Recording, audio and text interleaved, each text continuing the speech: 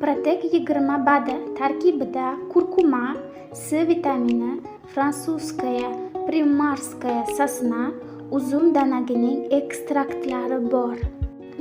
Protect 20 antioksidant hisoblanadi. Immunitetni maksimal darajada ko'tarib beradi. Protovirusning organizmdagi infeksiyalarni yo'q qiladi. Allergiyalarni yaxshilashga yordam beradi. Allergiyani ham turlari ko'p. Mavsumiy allergiya, gipoallergiya, pishvoy allergiya, xronический allergiya barchasini tuzatishga yordam beradi.